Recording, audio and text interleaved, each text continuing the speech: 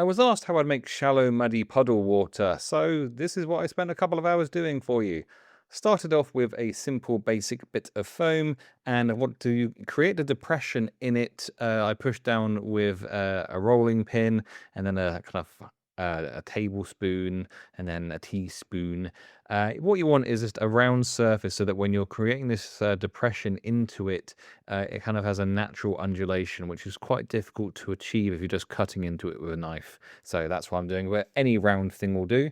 Then to get some extra depth, you want to get a sharp knife, which this wasn't particularly, to be honest, and then you're going to do some like cross hatching in areas where you'd like it to be deeper. You don't want to be doing scratches which are too deep, just to the depth that you want to be able to kind of cut this stuff out. And you're not going to be cutting out. Actually, I just scraped away with the end of the spoon. This creates some nice kind of tears and kind of random shapes into the foam, and gets you that little bit of depth. And then I'm using the same knife, which could be a lot sharper, to create a kind of a slope into this puddle as well, which is a lot easier to achieve once you've got the depth, rather than trying to do it the other way around, because you can't see how deep you're cutting otherwise. Now, once that was in place, I've painted it. So started by painting everything around it brown, and this is kind of important, which we'll see a little bit later on, the area around it. And then I kind of just did some kind of wet blending-ish with some black, just to make the center part of it darker, and the as you get to the edge of the puddle, getting that a bit brighter. Put some PVA glue on, and then the flock is important here. So I started with this kind of browny green, put some on, then tipped it off, and then I went to a lighter brown. Um, Obviously, as mud dries, it goes brighter. So, you want to kind of have that gradient thing. And I see on the edges there, I'm putting some grass just as a little something there. And then in the center part here, I've got this mossy green powdery stuff, which I really, really like for a number of different things, but putting that right on the edge. And then I didn't press record before I did the resin bit, which is disappointing. But I'm using UV resin with this, mixed with a tiny bit of brown paint.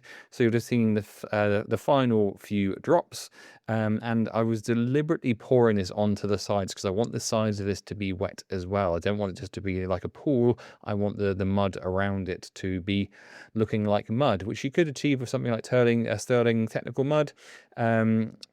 Or technical sterling mud. I always say it the wrong way around. But yeah, for me, I was using some heavy gloss gel mixed with just a little bit of fondue brown. It ends up with this kind of grey, creamy colour, which I kind of stippled all over the area. And you'll notice that I'm deliberately going over the edges of this. And once I'd covered the area that I wanted to cover, then I went into the central part where the UV resin was set, and just stippled away at that to create some just to create a little bit of texture to that.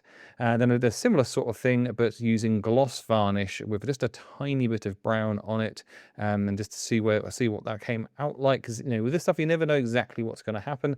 But it came out looking all right. But I wanted it to be that's a little bit muddier, so I took some contrast paint with some gloss varnish, just a couple of drops, just mixing that together, and then put that over the whole thing. And you have a pretty looking muddy puddle. This was literally, throwing it together as a test piece here, just spent a couple of hours on it total.